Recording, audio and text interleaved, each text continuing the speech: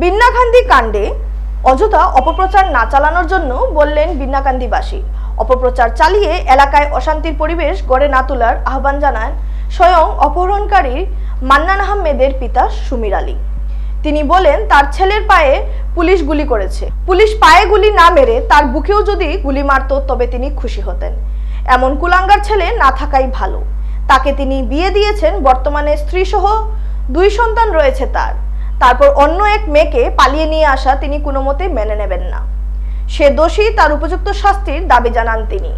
মঙ্গলবার বিন্নাকান্দি বাগান এলাকার হিন্দু মুসলিম উভয় সম্প্রদায়ের লোক এক সাংবাদিক সম্মেলন করে এই কথাগুলি বলেন। তারা আরো বলেন, কিছু কিছু সামাজিক মাধ্যমে মসজিদ সহ ঘরবাড়ি ভাঙচুর করা হয়েছে বলে মিথ্যা অপপ্রচার চালানো হয়েছিল।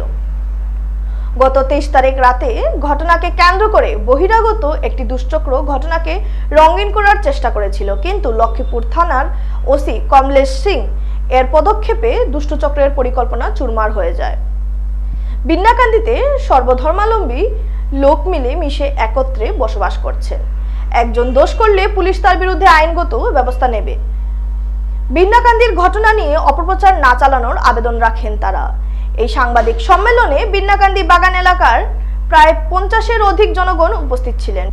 বিন্নাকান্দির ঘটনা নিয়ে সাংবাদিকদের যারা কথাগুলি তুলে ধরেন তার মধ্যে ছিলেন অপহরণকারী মান্নান আহমেদের পিতা সুমির আলী, বিজেপি বিন্নাকান্দি মণ্ডলের সহসভাপতি কিষান রিকিয়াসন, জালা কমিউনিটির কাছাড় জেলার সাধারণ সম্পাদক ইসলাম উদ্দিন, বিন্নাকান্দি বিজেপি মণ্ডল সাধারণ সম্পাদক নীলটন রায়, প্রাক্তন ওয়ার্ড মেম্বার নুরুল আলম, সমাজসেবী দীনবন্ধু চক্রবর্তী সহ অন্যান্যরা। নাম হইল সুমির আলী। আমি মুন্নান আলীর পিতা। আমি দীর্ঘ কতদিন তো আমার ছেলে মানে অন্য জায়গাত কাজ করছে, আমি তার কাজ করে আর তার বাড়ি আছে। হ্যাঁ, এই ছেলেরে আমি বিয়া দিছি। এই কয়েকদিন আগে আমি খবর শুনলাম এইরকম খবর যে তোমার ছেলে একটা হিন্দু মেয়ে নিয়ে এসেছে। এইটা শুনে আমার অতিরিক্ত দুঃখ লাগেছে। এই দুঃখ তার কোয়ার মতন নাই। তারপরে আমি আমার গ্রামের যত যে মানে হিন্দু ভাইরা আছে, বহুত অন্য বিভিন্ন জায়গাতে এসে তারা একটা মানে হাঙ্গামা সৃষ্টি করেছিল।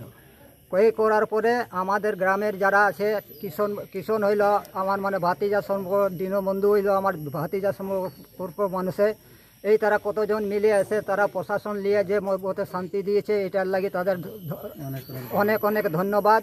আমার লক্ষ্মীপুর থানার যে ওসি মহোদয় যে আশা করে আমাদেরকে সাহায্য করেছে, তাদের জন্য আমি ধন্যবাদ। আর আমি একটা চাইছি যে আরেকটা কথা উঠেছিল, কিন্তু এটা অনেক